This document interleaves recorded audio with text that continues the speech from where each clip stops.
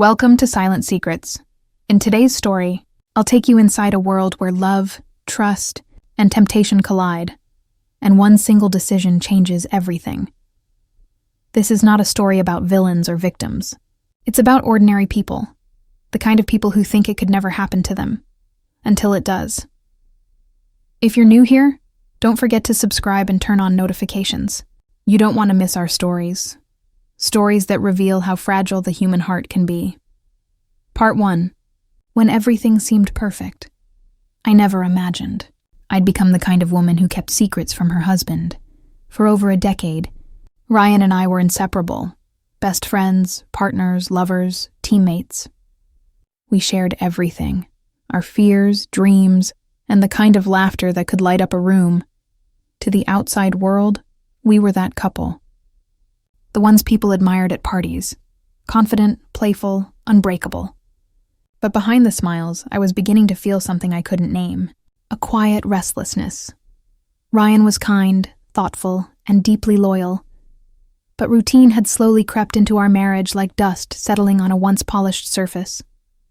We went to work, came home, watched the same shows, had the same conversations.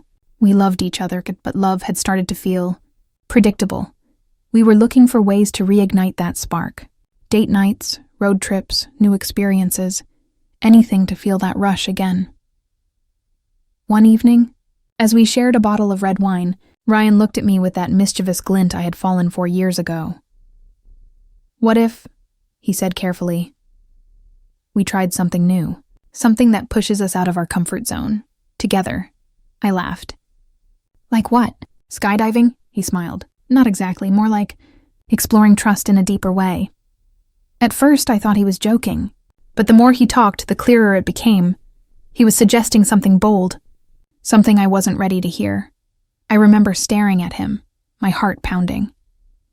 "Are you serious?" He nodded. "We've always promised honesty, right? No secrets, no judgment. I want to experience something exciting with you, not without you." His words were calm, rational even. But what he proposed planted a seed of unease in me. I loved him for his openness, yet part of me wondered, were we opening a door we could never close? Part 2. Curiosity turns to fire. It didn't happen overnight. It began with conversations, long, honest talks about what we wanted, what we feared. Ryan believed that trust meant freedom, that exploring together would only make us stronger. Eventually, against my better judgment, I agreed. We set rules, boundaries, promises. The kind that sound safe in theory but crumble under emotion. At first, it was exhilarating. We felt like adventurers rediscovering what passion could mean. We talked more, laughed more, even felt closer. It was strange, almost ironic. In our attempt to protect our marriage, we were unknowingly walking toward its edge. And then came him. David wasn't someone I expected to notice. He was quiet, grounded, with a presence that drew people in without effort.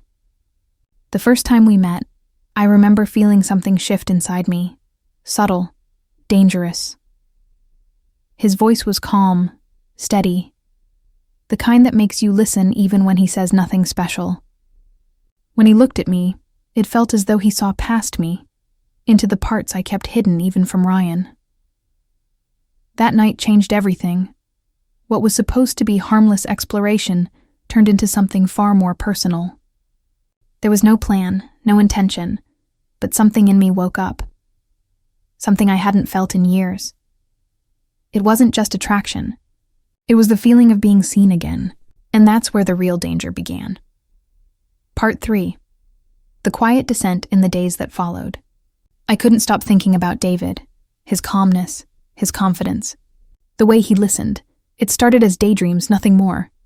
But soon those thoughts began intruding on everything. Folding laundry, cooking dinner, sitting beside Ryan. My mind kept drifting elsewhere.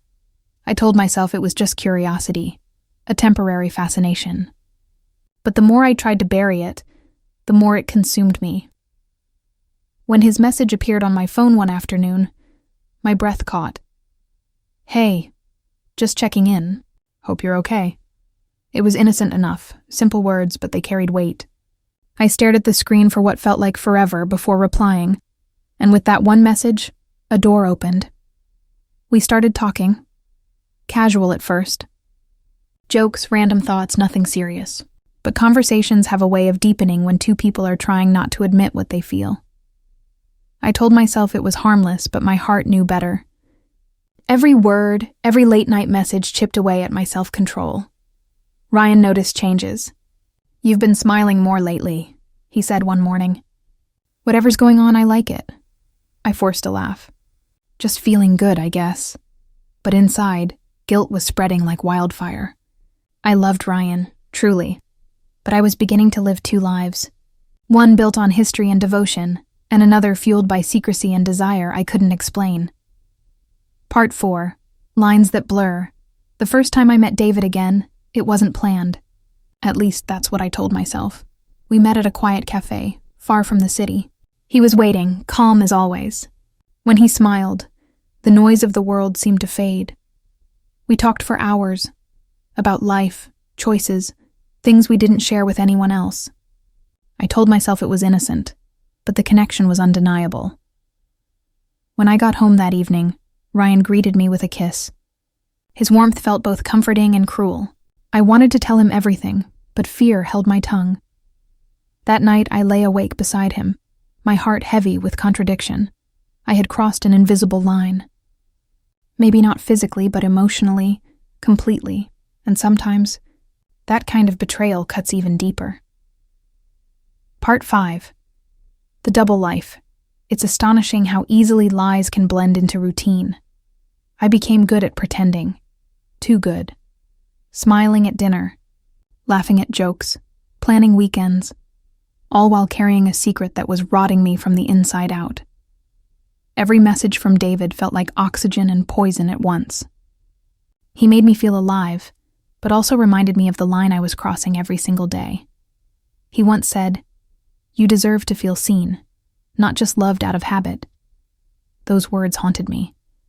Because deep down, I knew he was right. But what I didn't realize then was that being seen by the wrong person can destroy everything. Part 6. The breaking point one evening. I came home to find Ryan quiet, unusually quiet. He looked up at me, eyes filled with something I couldn't read. "Is there something you're not telling me?"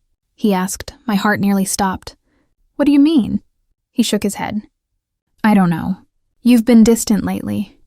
Different." I wanted to scream the truth, to confess everything and beg him to help me stop. But fear of losing him, of losing myself, silenced me. "No," I said softly. "Everything's fine. That lie tasted like ashes. From that night onward, our home changed." Conversations became shorter, the silence louder. The laughter that once filled our kitchen was replaced by tension so thick it felt like another person in the room. Part 7. The collapse. The night everything came crashing down is etched into my memory. I came home early. Something told me to. The house was dimly lit, eerily quiet. I called out Ryan's name, but there was no answer. Then I heard voices, muffled from the bedroom. My chest tightened. I walked slowly, each step heavier than the last. When I opened the door, the world stopped. Ryan was there. With her. The woman whose husband I had been secretly meeting. For a moment, none of us moved. The air felt electric, full of shock and shame. My voice broke the silence. What is this?" Ryan stood, guilt written all over his face. "I didn't mean for you to find out like this." Sarah, her name was Sarah, looked down, tears in her eyes. I felt sick. Everything I had done, everything I thought I could control, came back to destroy me. And then the truth unraveled. They had found out about me and David, and instead of confronting me, they found each other. The irony was unbearable. We had all been lying, all been breaking each other's hearts, all while trying to fill the same emptiness. Part 8. The aftermath. That night broke something in me. We didn't shout. We didn't throw things. We just stood there, 4 people trapped in a web of our own making, staring at the ruins of what used to be love. No one was innocent. No one was blameless. Ryan's eyes were red. "I never stopped loving you," he whispered. "I just didn't know how to reach you anymore." I couldn't speak. I wanted to hate him, but I saw my own reflection in his pain. We had both betrayed each other, in different ways, but for the same reason, searching for something we'd lost. Part 9. What Remains. The days that followed were a blur of silence and tears. Ryan and I tried to talk, but every conversation ended in exhaustion. You can't rebuild trust on ashes. You have to clear the wreckage first, and sometimes there's nothing left to build on. We tried therapy. We tried space, but love without trust is like a house without a foundation. It looks whole from a distance, but the cracks always show. I remember the morning he left. He packed quietly, his movements slow and careful, like he was afraid to break what little was left. Before he closed the door, he looked back at me. "I'll always care for you," he said, "but I think we both need to find ourselves again, separately." And then he was gone. Part 10. Reflection. It's strange how silence becomes your closest companion after heartbreak. The house that once echoed with laughter now holds only whispers of what used to be. I replay every decision. Every moment I could have chosen differently. I wanted excitement. I wanted to feel alive. Instead, I lost the one person who truly loved me. Not perfectly, but honestly. I used to think secrets protected love. Now I know secrets destroy it. Epilogue, the lesson if you've stayed with me till now. Maybe you see yourself in some part of this story. The boredom, the temptation, the small lies that grow into something uncontrollable. I'm not here to justify what I did. I'm here to warn you. No thrill is worth the trust you break. No new connection is worth the heart you shatter, especially your own. Sometimes, the hardest lesson isn't losing someone else, it's realizing you've lost yourself along the way. So if you ever find yourself standing at the edge of a dangerous choice, stop, think, remember what you already have before. You gamble it for what only seems exciting, because once that line is crossed, there's no way back to who you were before. This was my silent secret, and it cost me everything.